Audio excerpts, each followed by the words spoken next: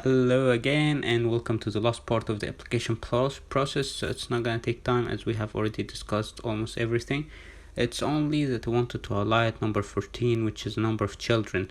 So in this empty box you need to put number of children you have, 1, 2 or whatever, but you need to read this disclaimer, because as you can see, children include all biological children, legally adopted children, and stepchildren who are not married and under the age of 21 on the date you submit your entry. And you must include all eligible children, even if they are not willing, or if they don't live with you, or they're not willing to apply. And failure to do so will disqualify your application. Okay, if your child is a US citizen or lawful permanent resident, you don't need to list them in your entry. Once you click on continue, it will take you to the part 2 page, which is not the same for everyone.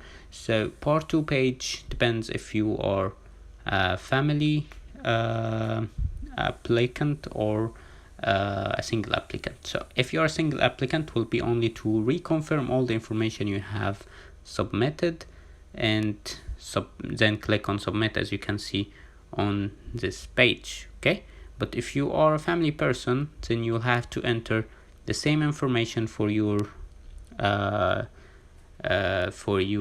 spouse and your child in the same way, what they call as derivative.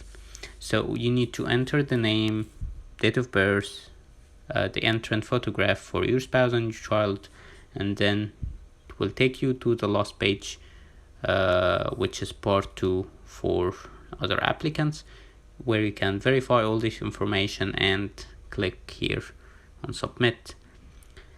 You have an option to go back to part 1 as well to review any information that you may think you haven't entered correctly, and you can also cancel the whole entry, but be sure to not press that button unless you are definitely sure that you don't want to proceed anymore, because it will erase all the information you have entered.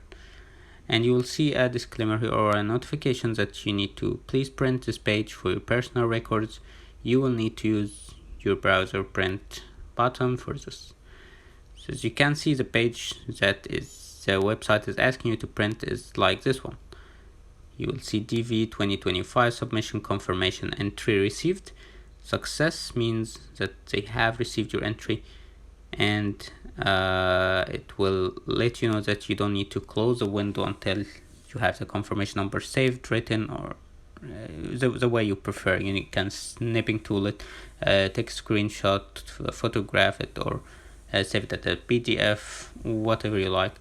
The most important thing that you have this information written somewhere safe, which is a confirmation number and the date of birth. Those are the two details that you'll need to check if you were selected or not in May next year.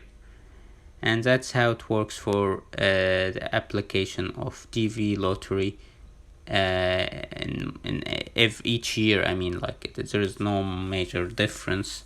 There might be a difference in the countries of eligibility, as we have discussed earlier, but this step-by-step guide will work for you guys every year.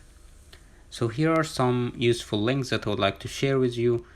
First link was already mentioned before. It's the official tool for photo checking, tsgphototool.state.gov, and that's where you can check the eligibility of your photo, if there is any adjustment required, and to see some examples, useful examples for you to know if your photo is matching the requirements or specifications.